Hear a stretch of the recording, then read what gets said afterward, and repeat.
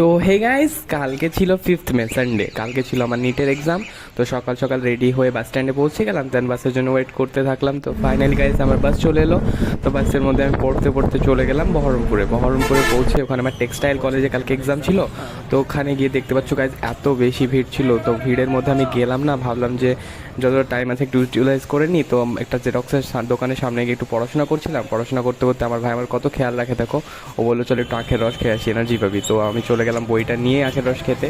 দেন finally আখের রস খেয়ে এক্সাম দিতে ঢুকে পড়েছিলাম। ওখানে ভিডিও করে নিয়ে অনেক ভালো লাগছিল না গাইজ। তারপরে এক্সাম দিয়ে এসে দেখো আমার হেয়ার স্টাইল আজকে পুরো চেঞ্জ হয়ে গেছিলো।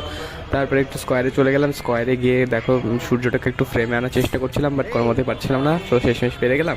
তো তারপরে আমার খিদে পেয়ে গেছিলো, তাই একটা মিষ্টির দোকানে চলে গেছিলাম। ওখানে গিয়ে ক্ষীরমালাই, সিঙাড়া, কোল্ড ড্রিঙ্কস খেয়ে তারপরে একটু স্কোয়ারে রেস্ট নিচ্ছিলাম। তো স্কোয়ারে রেস্ট নিতে নিতে সন্ধ্যা হয়ে গেল। তো গাইজ আমি বাড়ি যেতে থাকি, আর তোমরা ব্লগের জন্য চ্যানেলটা সাবস্ক্রাইব করে দিও।